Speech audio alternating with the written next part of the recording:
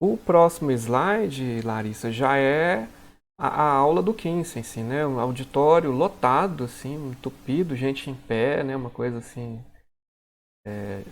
Alguns professores, assim, na faculdade, a gente vê isso mesmo, assim, né? O pessoal vai de outras turmas, fica sabendo, e é aberto ao público, né? Eu já tive aulas assim, né? Aí ele tá dando, né, uma aula de educação sexual. Kinsey escutou as dúvidas e as experiências de várias pessoas, né?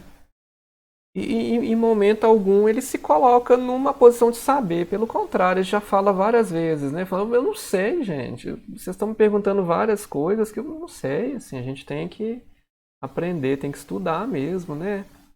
Ele coloca, né, porque sabemos tão pouco sobre o que todos realmente fazem, que é aula de comportamento, né, sexual. Comportamento, como é que as pessoas se comportam, né? Naquela época, não sei o que que é. É, tem uma moça que ele faz uma pergunta, fala, sei lá, o que é que dilata não sei quantas vezes, né? Você, né? Escolhe, parece que escolheu bem a dedo, né? Fala, não, é a pupila do olho, né? Já para dar aquele quebra-gelo, assim, né? Eu achei bastante interessante, né? E depois de uma aula dessas, que ele fala, olha, eu quero que você seja honesto e responda essas perguntas aqui pra gente começar. Aí que ele já, opa, que interessante aqui, né? Que essas informações estão trazendo aqui do comportamento dos estudantes ali, né? E, E é justamente a pergunta de é normal isso que eu vivencio? É normal o corpo que eu tenho? Esse é normal, o Kinsey não sabia dizer nem estatisticamente, porque não se tinha informação. uhum, Se discussão de uma norma social pelo que era ideal, até convergindo com o que era uma referência moral. Mas o que, que era um comportamento sexual, o quanto era comum ou não, se tinha prejuízos ou não, isso não era possível de compreender. E esse espanto que ele passa para as pessoas é um espanto que ainda hoje, em 2021, a gente assistindo, a gente continua fazendo sentido. Para a gente, mesmo a gente que busca o conhecimento, e para as pessoas que a gente atende, que a gente intervém, e para refletir a importância da sexualidade na vida delas. uhum, sim. Vamos seguir então, Larissa. Agora já chegamos já na escala Kinsey, né? Assim, é, é interessante, assim, não, o filme tem muita informação, senão a gente ficaria o dia todo aqui falando. Eu acho que tem que assistir mesmo para poder entender, né? Ele começa, ele foi num bar, né, de gays, assim, não foi? Em outra Sim. cidade, né? Ele, assim, vamos tomar uma bebida aqui pra gente começar. Foi ele e um aluno dele, né, que foi treinado, né? Vamos tomar uma bebida pra gente começar a ficar mais solto, assim, pra enturmar, né? Ele falou, é lubrificante social, né, que ele usa o termo, né? E no começo ali ninguém queria entrevistar, achou estranho aquilo, né? Porque, enfim. E até que começou a escutar as histórias, assim, né? Bem. Um que o rapaz, o pai marcou ele com ferro quente, enfim, né? E depois ele sai dali com esse aluno, eles estão num hotel e eles conversam sobre essa escala, né? Aí que ele fala sobre a escala e dá a nota, né? Eu coloquei até uma tabela que vai de 0 a 6 e tem o X, né? O 0 é exclusivamente heterossexual, o 6 é exclusivamente homossexual e tem uma gradação, né? Um intermediário, né? O 3 seria bissexual. E o aluno fala que ele atualmente é 3, não é? Acho que fala, e ele também, não é É, isso? e ele pergunta para o Kinsey qual gradação ele acha que estaria pensando na pesquisa que se faz. Ele fala que a maior parte da vida ele variou entre o 2 e o 3. E depois Mas ele não apresentava isso explicitamente antes dessa cena, né? Dá sim, um entender com aquele amigo escoteiro no começo, mas não ficava explícito até agora, porque ele era aquele cara religioso, fechado, que casou virgem, né? Que se conteve, mas Ele, com as pesquisas, ele foi se percebendo também. Uhum. É interessante, assim, que eu, assim, no meu curso de medicina todinho, eu nunca ouvi falar em escala 15, assim, por incrível que pareça. A gente não tem, né? A gente vê doença, vai tratar DST, né? Aprende a fazer pré-natal. Mas mesmo na minha formação, a faculdade da Unesp de Assis, ela tem já algumas linhas de pesquisa e alguns núcleos de pesquisa mais voltado para gêneros e sexualidades. Mesmo ali, eu não encontrei referência do Kinsey. E como é, o que que você Né? Eu acha? fui conhecer. Que você Eu pensa, acho que o assim? Kinsey ele abre portas muito importantes para se pensar, né? Quando ele fala sexual humano dos machos e depois das fêmeas, tem até isso, né? O comportamento sexual do homem e da mulher É, ali, o mas já primeiro tem macho e livro, fêmea. é. E aí ele vai percebendo que as pessoas têm experiências sexuais diversas. E mesmo uma pessoa que tem uma vida aparentemente comum, casada, como todo mundo espera, tem experiências, ou tem desejos, ou tem fantasias com outros gêneros, com outras, com outras formas de vivenciar a relação sexual e a sexualidade. Então ele vai percebendo que existe uma gradação. Você pode não se perceber bissexual, de gostar e se atrair por qualquer um dos gêneros da mesma maneira, mas em alguma faixa da vida isso variou. Né? Você pode ter sentido uma atração específica, você pode ter tido uma vivência específica, e ele traz já uma quebra do binarismo, Uhum, aquele binarismo de ou se é heterossexual ou se é homossexual. E ele também traz a ideia de espectro de sexualidade. Eu acho que isso é muito bacana, principalmente porque flui. É possível fluir nas vivências sexuais das pessoas o nível de atração. Não quer dizer que todos vão fluir, mas ele mostra essa possibilidade. Então ele sai do binarismo, ele abre a possibilidade do espectro e da fluidez. Isso é muito uhum, rico para a gente hoje que já pensa e estuda a sexualidade de uma forma que ela não seja tão normativa. Porém, quando se fala de movimentos sociais, das questões de orientação sexual, por exemplo, as pessoas bissexuais ainda acusam uma invisibilidade e uma significância, tirar a importância da bissexualidade mesmo dentro da comunidade LGBTQIA+. Né? Então, as pessoas bis são invalidadas, às vezes, por amigos que são homossexuais, por amizades dentro do meio, como se fosse indecisão ou promiscuidade, mesmo dentro do movimento, uhum, agora em 2021. Então, essa noção da possibilidade de fluir, de sair do binarismo, não ser essa norma tão rígida na sexualidade, ainda é vista como indecisão ou curtição e não como uma vivência sexual saudável, o que é muito prejudicial para a gente poder conhecer o que a gente realmente gosta, como a gente realmente gosta e conseguir se defender, inclusive, de outros abusos psicológicos e sexuais e uhum, sociais, né, como violências. uhum. Vamos. O próximo aqui é os dados, né? Eu coloquei alguns aqui. 11,9% dos homens brancos com idade entre 20 e 35 anos puderam ser classificados no nível 3, assim, então quase 12%, né? Lá no estudo norte-americano, né? E as mulheres, né? Teve um livro, né? Para quem não sabe, teve um livro que é só sobre o comportamento dos homens, depois um livro só sobre o comportamento das mulheres, né? A diferença foi de 5 anos, né? A publicação de um para o outro, né? No das mulheres, 7% das mulheres solteiras com idade entre 20 e 35 anos e 4% das casadas com idade entre 20 e 35 anos puderam ser classificadas no nível 3 num período de suas vidas também, né? Então, assim, na época foi um baque, assim, principalmente o das mulheres, né? Assim, eu acho que ele sofreu mais pressão foi no segundo, assim, né? A verba foi cortada, né?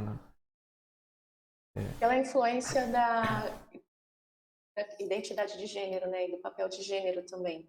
Falar sobre sexo e sexualidade era um tabu e é um tabu. Falar da sexualidade das mulheres ainda mais. até que ponto também ela pode demonstrar uma autonomia sobre o próprio corpo e uma autonomia sobre a vida. Uhum.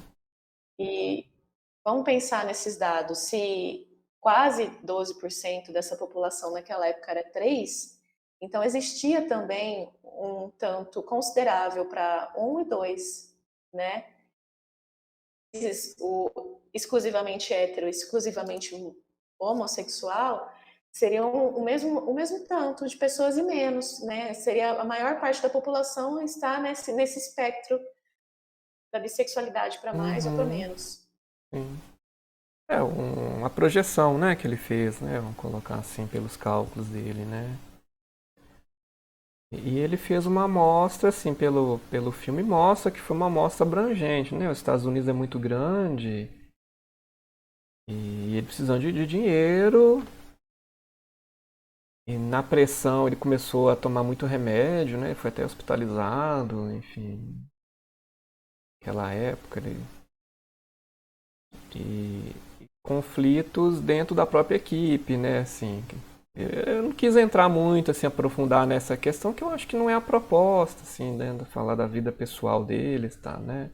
É mais do trabalho mesmo, né? Mas o pessoal tem que assistir o filme para entender melhor, né?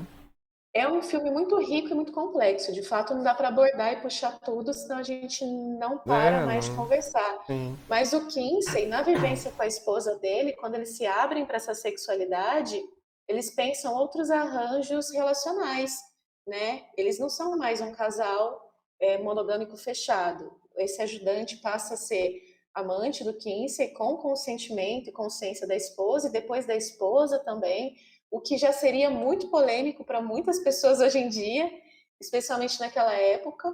Orientação relacional tem começado a se falar com mais ênfase agora, apesar de já ser uma pauta desde os anos 60 e toda a questão de Uhum, liberação sexual também. sim.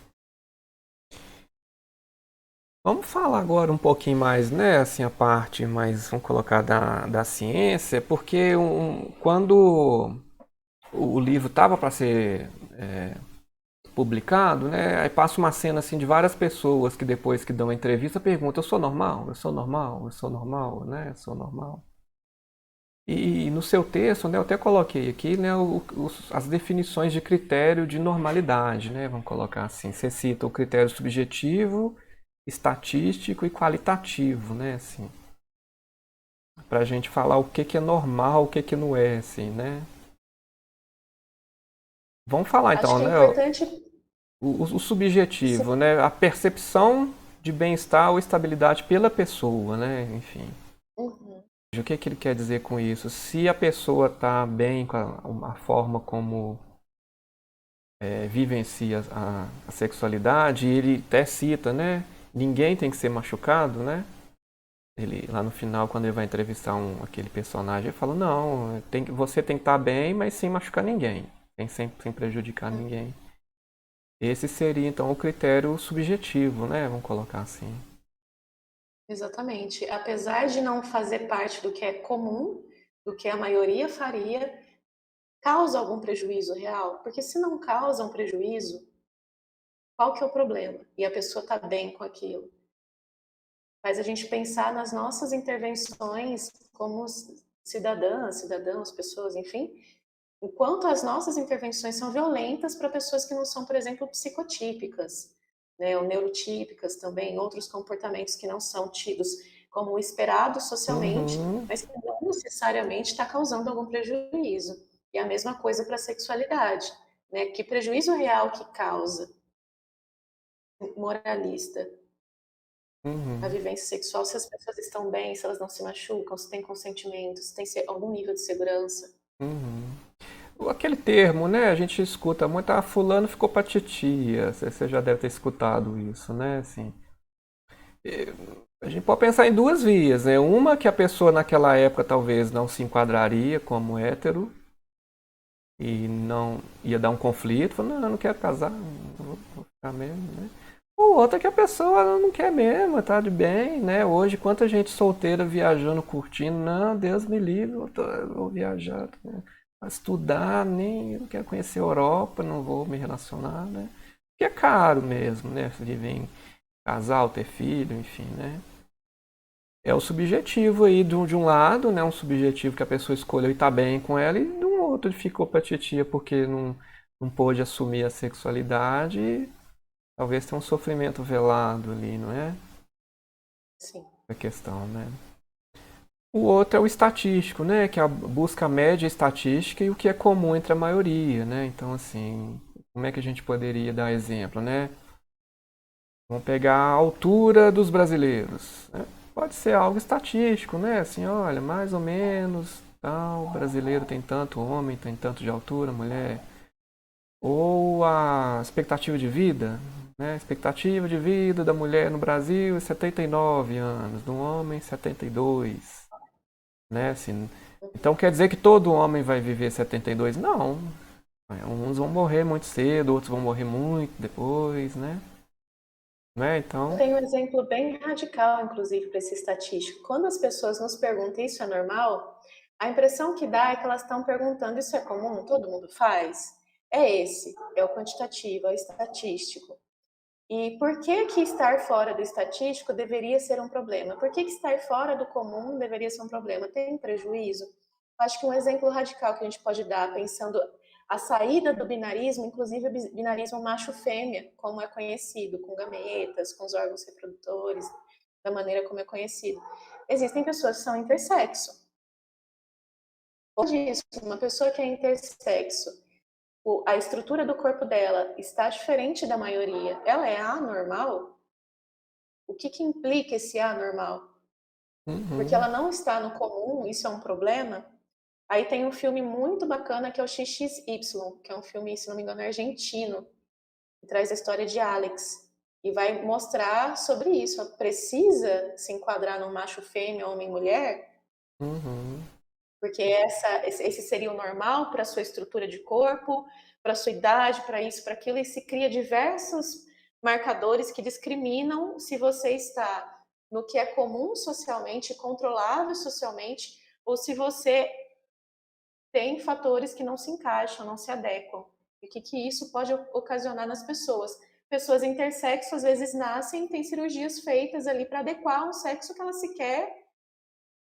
Isso, o corpo dela passa por intervenção cirúrgica e atualmente a gente vê pessoas intersexo em movimentos sociais militando por essa causa. Fala, olha, nosso corpo não é o comum. uhum, sim.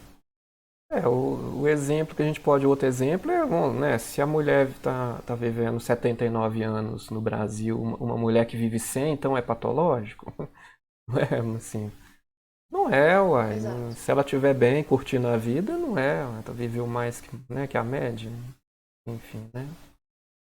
E o outro critério é o qualitativo, né, que é um padrão ideal, esperado e cobrado pelo contexto sociocultural, né? Esse que eu acho que é o mais complicado, né? Esse é o mais complicado porque ele tem mais desses arranjos sociais que produzem o sofrimento na saúde mental das pessoas, elas não veem. Por exemplo, quando um menino dança, um garoto, vai dançar e dança uma música com pessoas, com as meninas, e dança como elas. Porque isso não é normal. Não é normal um menino dançar assim. Não é o normal. Às vezes não tem nem a ver com orientação sexual, é só com o jeito que Uhum, se move o corpo que não está naquela performance. E ele uhum, pode apanhar por isso. Porque isso não é normal, porque homem não dança, não mexe o corpo assim. Né? Então ali já está carregado de um ideal. O homem, para que ele seja um homem respeitado socialmente, que produza um orgulho, um reconhecimento dentro das normas, dentro do conforto social, ele tem um roteiro, um script e uma performance, um modo de agir, de atuar, de estar no mundo. Isso pode ser não só muita causa de sofrimento para as pessoas, mas reduzir a compreensão das capacidades do próprio corpo e da diferença subjetiva de cada um, dessa diversidade que o Kinsey traz como o que faz parte da vida. uhum. É, a gente pode extrapolar dando exemplo, assim, de cor de roupa, de tipo de brinquedo, né? Que a criança não. A menina com carrinho. O que tem na ver, gente? Tá? O que tem pra brincar ali, né? Inclusive, propor um desafio para as pessoas que têm crianças pequenas em casa, quando for nas lojinhas de brinquedo, ver as revistas voltadas para meninas e as revistas voltadas para meninos no começo do ensino fundamental. Observa bem o nível de dificuldade para cada um que é exposto. O nível de dificuldade para a menina é muito maior. Ele é muito mais estimulado à competição, mas também à agressão. Então, até os brinquedos, quando eles são separados por gênero, eles estão tentando condicionar um corpo a poder determinados alcances, modos de existir, o que é bastante violento, porque causa uma privação e um prejuízo no desenvolvimento dessa pessoa pelo simples papel de gênero. Uhum. E isso reflete lá na frente, né, Larissa? A gente estava conversando sobre profissão, né? É, quer dizer, engenharia então é só para homem, né? A gente falou até daquele filme, como é que chama? Estrelas Além do Tempo, né? Uhum. Enfim, porque isso marca, sim, se essa criança cresce achando que, não, lugar de mulher na cozinha, lugar de mulher no fogão, lugar de sei lá o quê, que é assim que é, quer dizer, que isso é o qualitativo, não é? Não é estatístico Exato. mais. Por exemplo, eu vi um estudo que, acho que em 2030, as mulheres serão maioria dentro da medicina. Então, assim, quer dizer, coisa que era só de homens vai inverter, né? Pra você ver que interessante, né? E a E gente tem a nossa Nise da Silveira, que já desde antes combatia sim, essa normalidade sim, estatística, né? Sendo uma médica, uma psiquiatra, e que mudou paradigmas no tratamento de sim, saúde mental, sim, inclusive. é.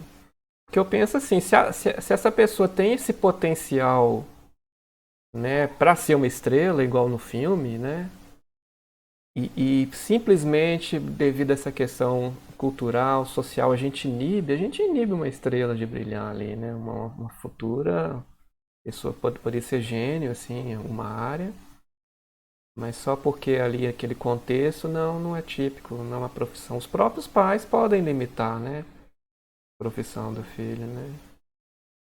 Tanto limitar o desempenho, mas principalmente, ainda que não seja um alto desempenho, reduzir a qualidade de vida, a percepção da própria pessoa sobre o bem-estar dela no que ela faz ou não. Não é sobre, então, mulher não pode escolher uma vida doméstica, não. Mas que se ela escolha, é porque para ela aquilo faz sentido e faz bem dentro da trajetória dela, e não Uhum, porque ela precisa dali para ser reconhecida e ter alguma migalha de dignidade social questionada, senão ela é condenada a não ser amada, se ela é condenada a não conseguir se sustentar sozinha. Tem uma grande diferença nessa qualidade de vida. Às vezes nem é pelo grande desempenho, a pessoa pode não ser genial, mas ela tem o direito de viver bem. uhum. Vamos prosseguir então.